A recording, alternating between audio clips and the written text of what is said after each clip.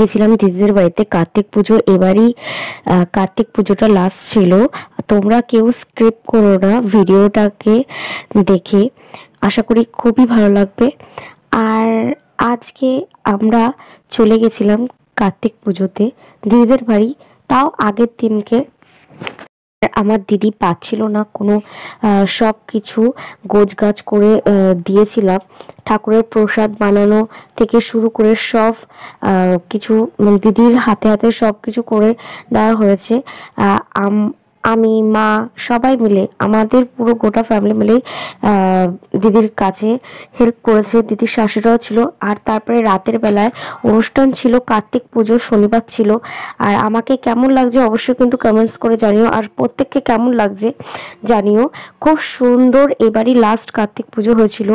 আর আর যজ্ঞ হয়েছিল খুব সুন্দর। আর আমি, মা, দিদি আর দিদির হাজব্যান্ড, আর যেহেতু দিদিদের পুজো ছিল, ওরা তো অবভিয়াসলি স্বামী স্ত্রী দুইজন উপোস করে থাকবে। আমরাও ছিলাম, উপোস করেছিলাম।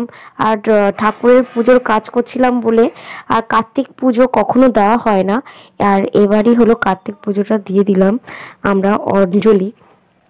খুব ভালোভাবে দিলাম। আর অনেকে গেস্ট ফেস্ট এসে, বাবাও এসেছিল।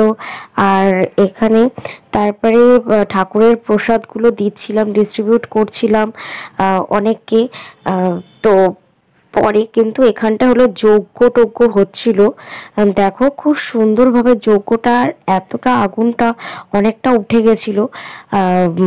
তারপরে আগুনের টিকা নিয়েছিলাম। আস্তে আস্তে তোমরা দেখতেই পারবে এই যে আমরা ঠাকুরের টিকা নিচ্ছিলাম। আর পুজো দেওয়া হয়ে গেছে, তারপরে হলো প্রসাদগুলোকে আস্তে আস্তে করে ডিস্ট্রিবিউট করে দিচ্ছিলাম।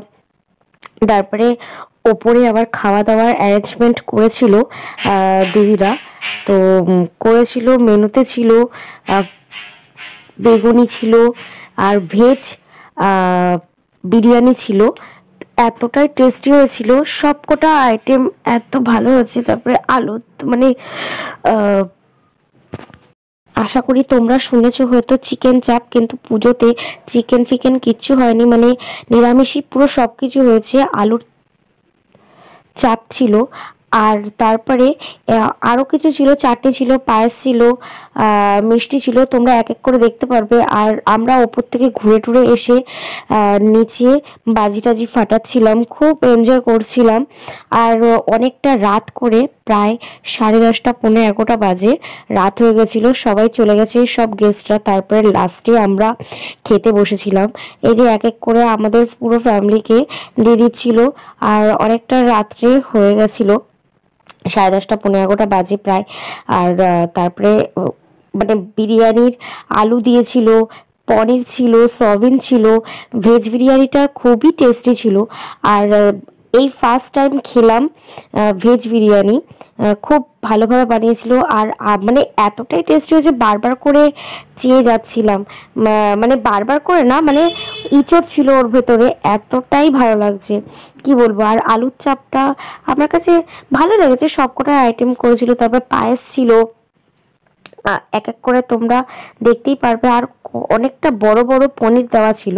এই যে চাটনি দিয়েছিল, আমের চাটনি, তারপরে পাঁপড় দিয়েছিল, মিষ্টি দিয়েছিল, আর হজমোলা দিয়েছিল।